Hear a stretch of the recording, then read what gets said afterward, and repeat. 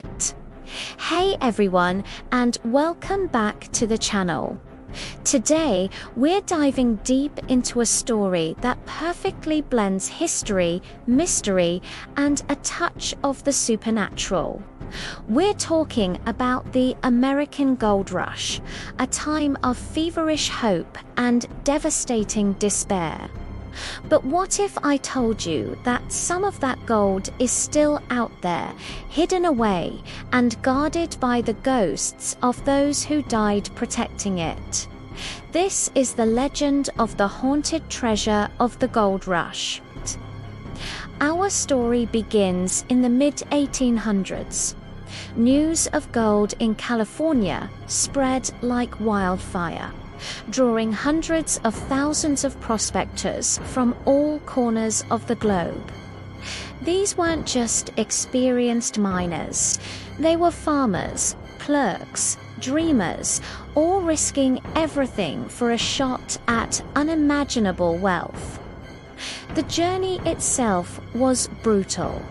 Many perished from disease, starvation, or accidents long before they ever saw the glittering streams of the Sierra Nevada. For those who made it, life was a constant struggle. Mining camps were lawless, chaotic places. A lucky strike could make you rich overnight, but it could also make you a target. Robbery and murder were common.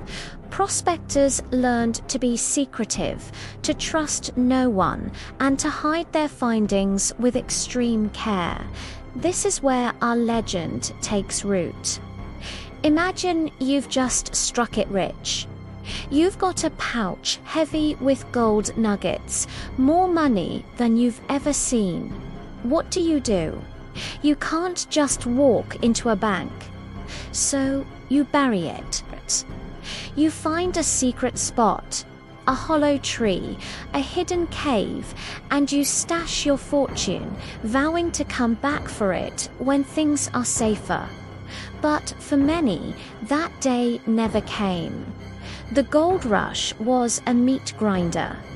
A sudden illness, a collapsed mine shaft, a confrontation with a desperate rival death was always just around the corner, and so countless small fortunes were left buried in the earth, their locations known only to the men who were now gone.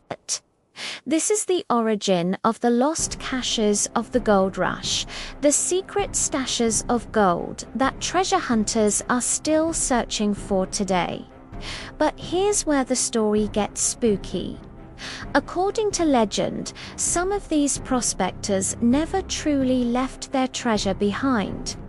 Their spirits, bound by greed, paranoia, or the trauma of their final moments, are said to linger, forever guarding their hidden wealth. These aren't just peaceful ghosts, they are spectral guardians, determined to keep their gold from ever being found.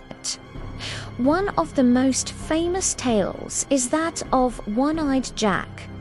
The story goes that Jack was a notoriously cantankerous and successful prospector. He was known for his incredible luck and his equally incredible paranoia. He trusted no one and was rumored to have amassed a huge fortune, which he buried somewhere in the hills near the old mining town of Bodie, California.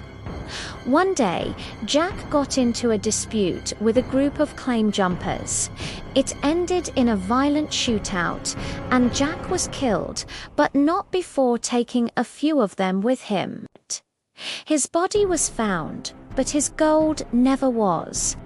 Ever since, people who've searched for Jack's treasure have reported chilling experiences. They speak of a shadowy figure with a single, glowing eye watching them from the trees. They hear the faint sound of a pickaxe striking rock in the dead of night, even when no one is there.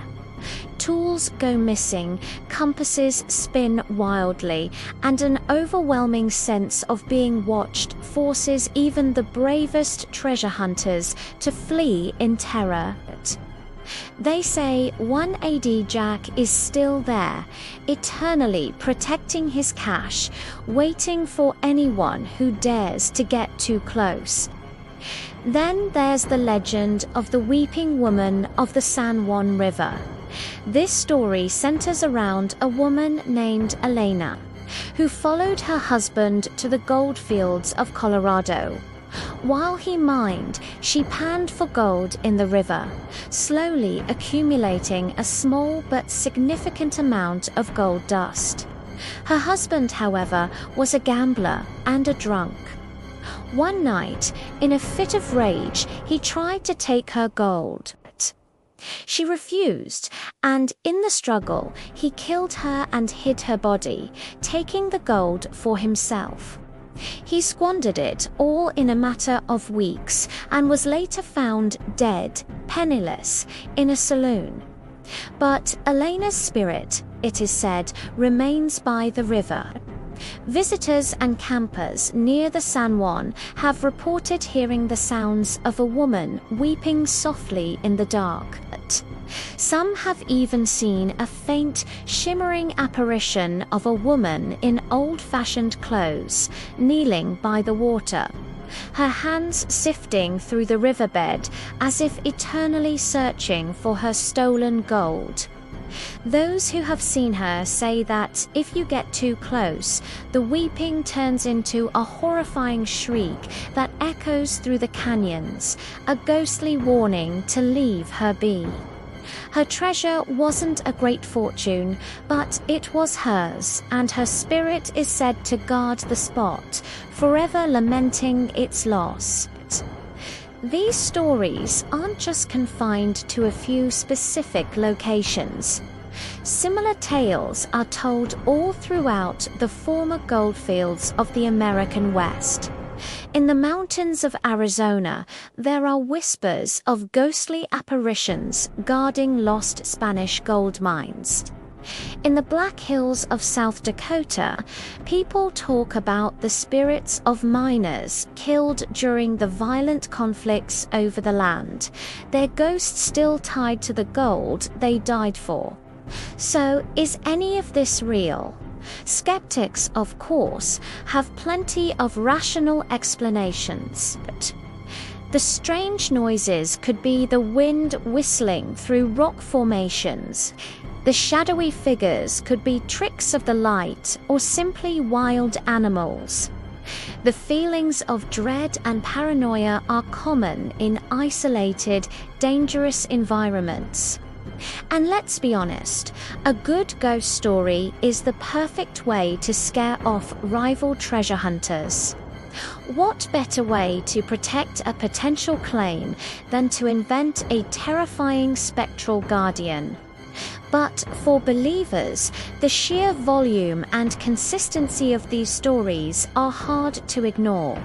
For over 150 years, people from all walks of life, hardened miners, weekend hikers, paranormal investigators have reported eerily similar phenomena in these historic locations. They argue that the extreme emotions of the gold rush, the intense greed, fear, and violent death could have easily imprinted themselves on the landscape, leaving behind a kind of spiritual residue.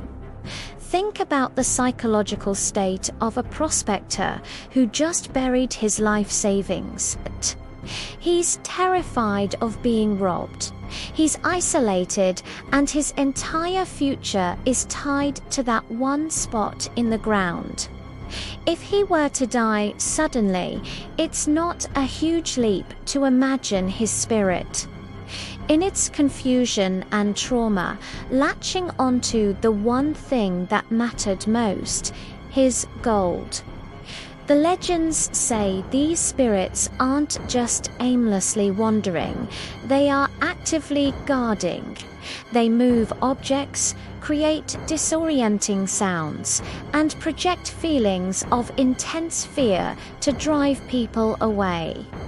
Today, thousands of people continue to search for these lost treasures, but armed with metal detectors, old maps, and a sense of adventure. They comb the hills and canyons, hoping to be the one to finally uncover a piece of gold rush history.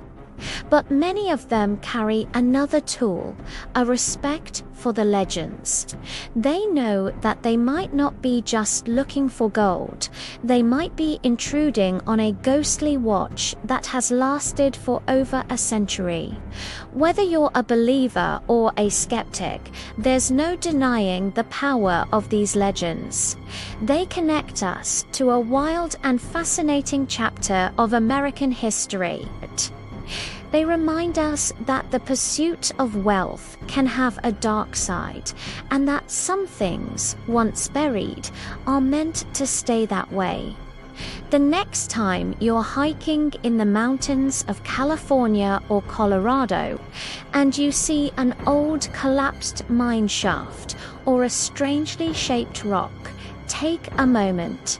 Listen to the wind. You might just be standing on the site of a lost fortune, one that's still being watched over by a lonely, ghostly guardian. What do you guys think? Are these just campfire stories, or is there something more to it? Have you ever had a spooky experience while out in nature? Let me know down in the comments. I'd love to read your stories. Thanks for watching, and if you enjoyed this journey into the haunted history of the Gold Rush, make sure to hit that like button and subscribe for more mysteries. See you next time.